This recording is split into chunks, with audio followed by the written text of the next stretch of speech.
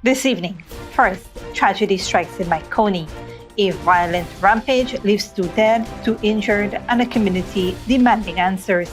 We'll take you through the harrowing details, plus to strengthen justice. Guyana teams up with India to bluster forensic science, what this partnership means for solving crimes and clearing backlogs. Also, international justice in action. A Guyanese man extradited to the US to face charges in a fatal DUI crash. Find out how this case unfolded. And attention businesses, the Guyana National Bureau of Standards has a message for importers and sellers. Why failing to register could cost you. Finally, in Trinidad and Tobago, a kind gesture turns into a nightmare. A man is assaulted and robbed after offering a ride to a stranger. Stay tuned for these stories and more coming up next on Headline News Update.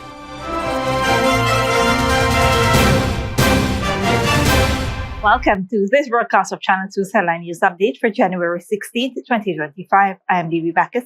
Thank you for joining us. First up, tragedy struck in Maikoni, East Coast of Marara on Wednesday when a man's violent rampage left 2 people dead and another critically injured. For more on this unfolding story, we turn to Malcolm Carter, who has been following the case. A tragic sequence of events unfolded in Maikoni, East Coast Demerara on Wednesday, leaving 2 men dead and 2 others injured. Police fatally shot Roger Irwin Pierre, known as Pants, after he went on a violent rampage armed with a knife. The spree began at 9:30 a.m. in Huntley Street, where he critically injured 63-year-old Lalda Toknot. Pierre then moved to the Novar School Dam, sparking panic. Authorities confronted Pierre on Dundee Public Road, attempting to subdue him. Despite being shot in the foot, Pierre resisted, wielding bottles, sand, and a steel rod. Upon reaching Erie Hall, locals including 68-year-old Frederick Terrence Williams intervened to restrain him. Pierre fatally stabbed Williams in the head and body after overpowering him. In response, police opened fire, killing Pierre but inadvertently wounding Williams. Both men were transported to the Maikoni Hospital, where Williams succumbed to his injuries.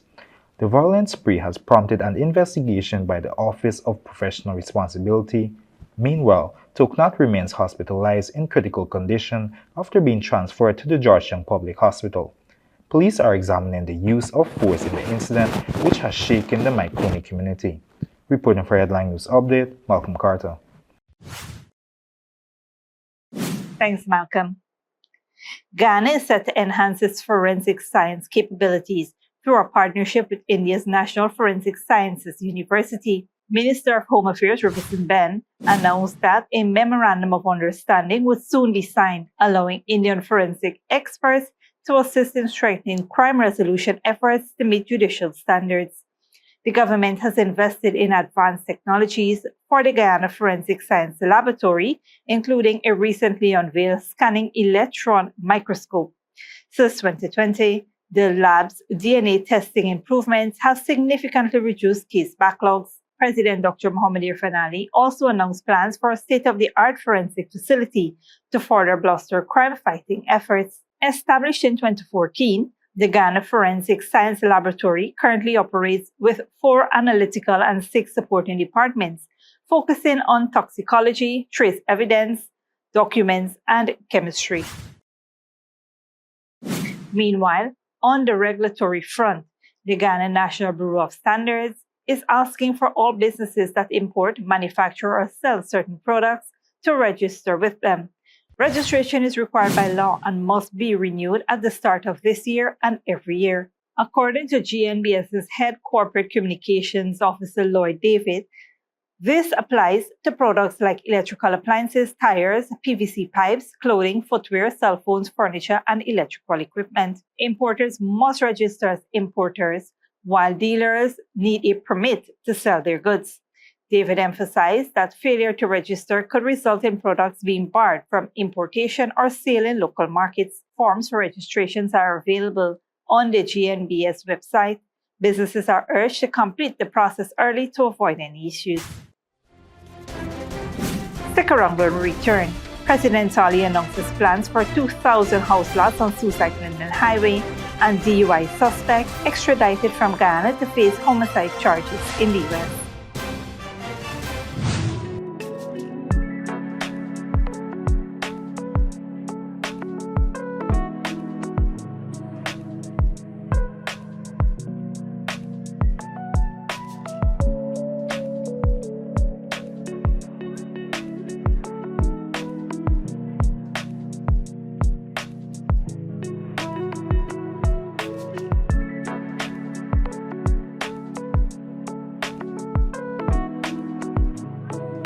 Good girl forget things. What's the problem, Granny? I want money for borrow for those surgery. I was dancing and I fall and fracture my hip. If you need some quick money, you should check Lender's Jewelry and Pawn Shop. Lender's Jewelry and Pawn Shop, Lot 238 South Road, Border, Georgetown. Get jewelry made to order in just 72 hours. We also accept vehicles. Lender's, best rates, longest payback period. Boys, I get through. Plus, I could dance again. Lender's Jewelry and Pawn Shop. Furnishing your home or office has never been easier. Here at Kissoon's, our inventory of locally made and imported furniture, offered at amazing prices, will leave you wanting more. From vinyl, floor rugs and carpets, bedroom, dining and living room sets, mattresses, pillows, office desk, chairs and filing cabinets, outdoor benches and tables. We have a piece of furniture for every room imaginable in your home or office. Check out our flagship store at Industrial Site Rijnveld or one of our branches in New Amsterdam, Port Morant, Riverton and Camp Street. Kissoon's Furniture, furnishing homes for over 50 years. Sneakily with a gift of sight from Modern Optical Services. Let our professional team examine and prescribe what's best for your eyes. Our smiles make fashionable faces. See us for a full line of optical services, including brand name and prescription eyewear.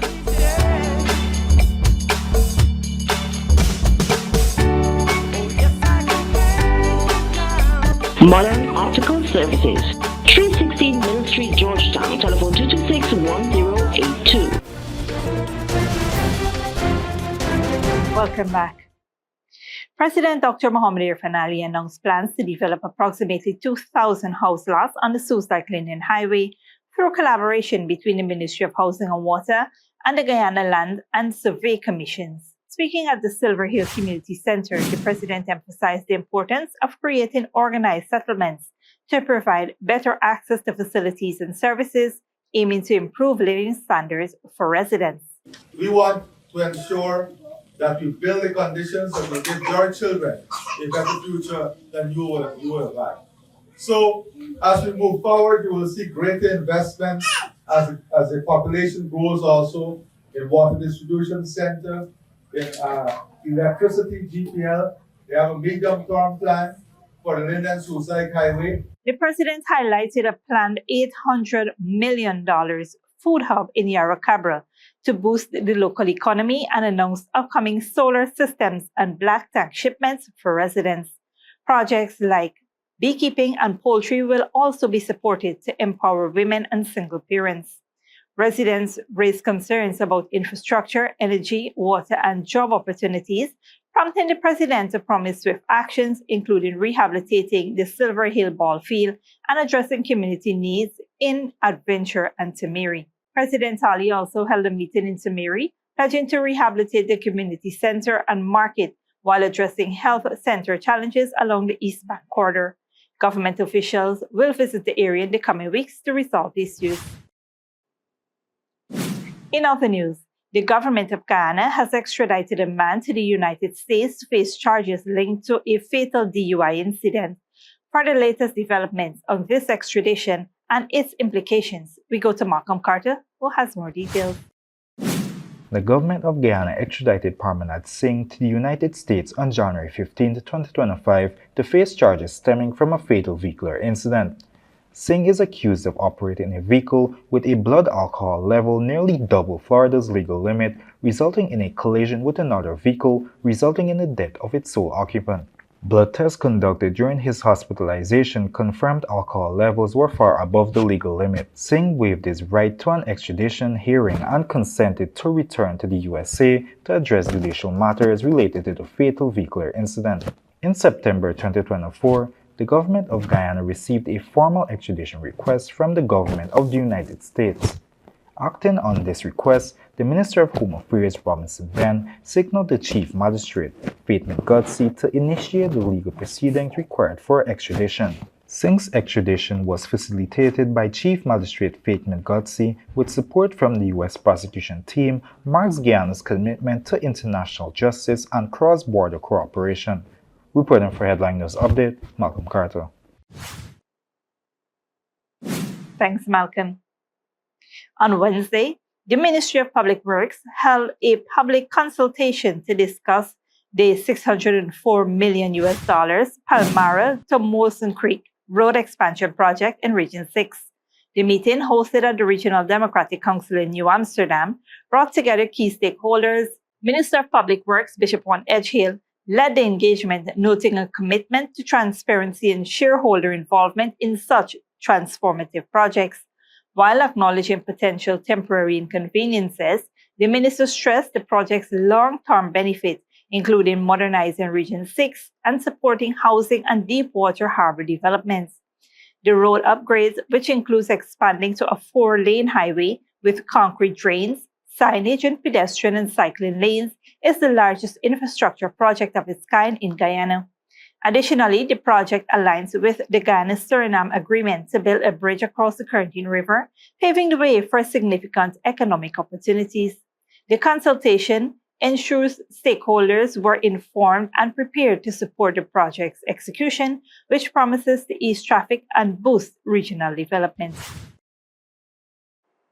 Don't go away after the break. Trump cabinet appointments, confirmation hearing continues, and Drake sues UMG Recordings Inc. for defamation over Kendrick Lamar's Not Like Us. Furnishing your home or office has never been easier. Here at Kissoon's, our inventory of locally made and imported furniture, offered at amazing prices, will leave you wanting more. From vinyl, floor rugs and carpets, bedroom, dining and living room sets, mattresses, pillows, office desk, chairs and filing cabinets, outdoor benches and tables. We have a piece of furniture for every room imaginable in your home or office. Check out our flagship store at Industrial Site Rijnveld or one of our branches in New Amsterdam, Port Morant, Riverton and Cab Street. Kissoon's Furniture, furnishing homes for over 50 years. Cheaply with a gift of sight from Modern Optical Services. Let our professional team examine and prescribe what's best for your eyes. Common smiles make fashionable faces. See us for a full line of optical services, including brand name and prescription eyewear.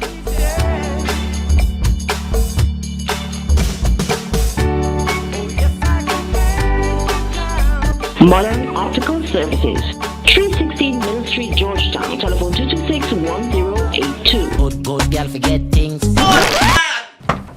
What's the problem, Granny? I want money for borrow for those surgery. I was dancing and I fall and fracture my hip. If you need some quick money, you should check Lender's Jewelry and Pawn Shop. Lender's Jewelry and Pawn Shop, lot 238 South Road Border, Georgetown. Get jewelry made to order in just 72 hours. We also accept vehicles. Lenders, best rates, longest payback period. Boys, I get through. Plus, I could dance again.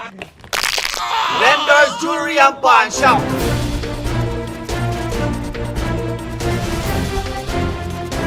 Welcome back. Now we take a look at what's happening in the region and around the world. Good evening, I'm Malcolm Carter and welcome to our regional and international news segment, keeping you informed and up to date with the trending news stories from around the world. In the Caribbean, a 46-year-old man in Trinidad and Tobago was robbed and assaulted after offering a ride to a stranger early Wednesday morning. The victim had dropped off his cousin in Port of Spain around 3:40 a.m. when a man approached claiming to be stranded and requesting a lift. Upon arrival at the stranded man's destination, the stranger placed the victim in a headlock, forcing him to drive further. Two accomplices then entered the car, assaulted the driver, and stole 2,000 Trinidadian dollars, documents, and 3 mobile phones. The attackers pushed the man out of his silver Toyota Fielder wagon and fled. Police are investigating. Shifting gears now to the legal arena, where a major lawsuit has been filed by Drake against UMG Recordings, alleging defamation over Kendrick Lamar's hit song, Not Like Us. The track, part of a heated rap feud, reportedly accuses Drake of being a pedophile and incites violence. Drake links the song to a May 2024 shooting at his estate and subsequent break-ins. The feud, fueled by diss tracks from both artists, began after Lamar rejected the idea of a big three in the rap genre with fellow rap artists J. Cole and Drake. UMG denies wrongdoing, calling the claims baseless. Lamar has seen massive success with the track, including a Super Bowl halftime show booking. Confirmation hearings for Donald Trump's cabinet picks have continued on Capitol Hill.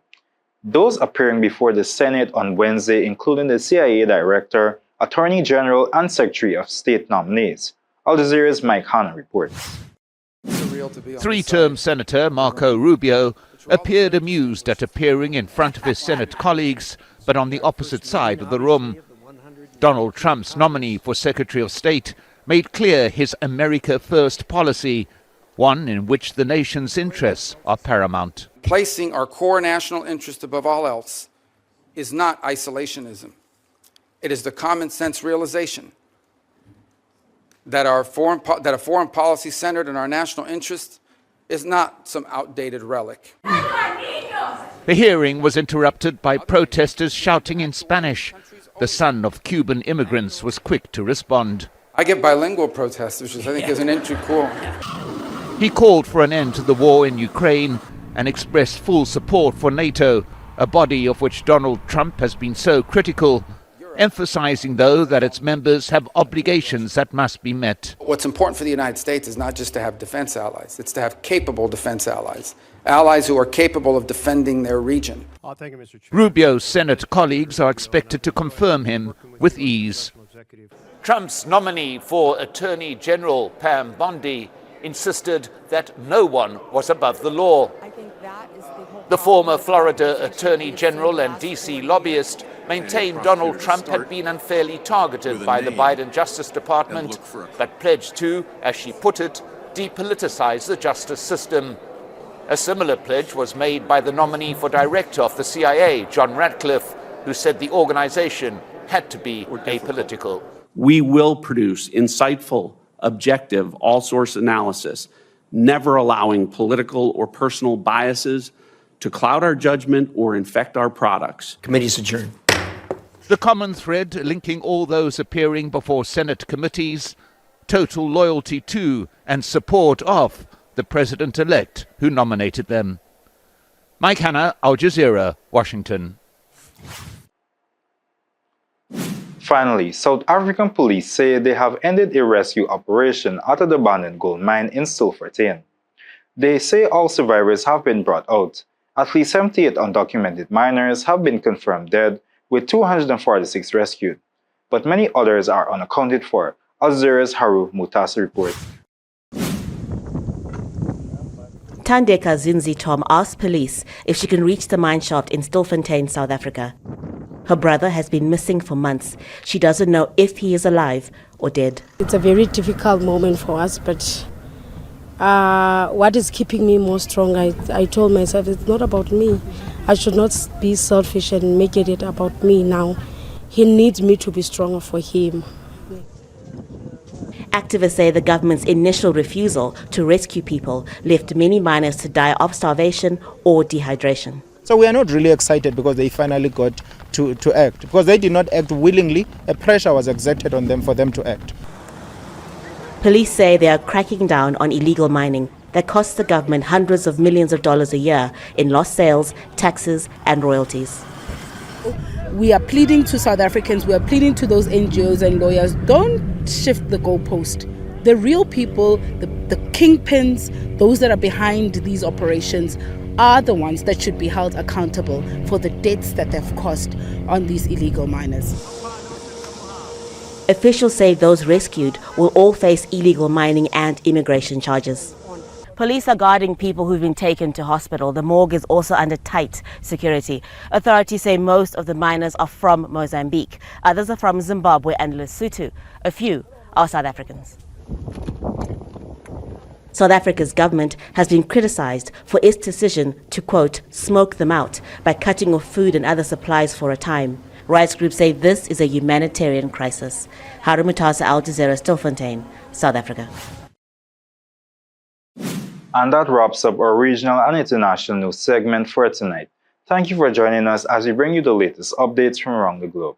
I'm Malcolm Carter, good night, and see you next time. Back to you, baby. Thanks, Malcolm. This brings us to the end of our regional and global news coverage. Up next is the 3D weather forecast.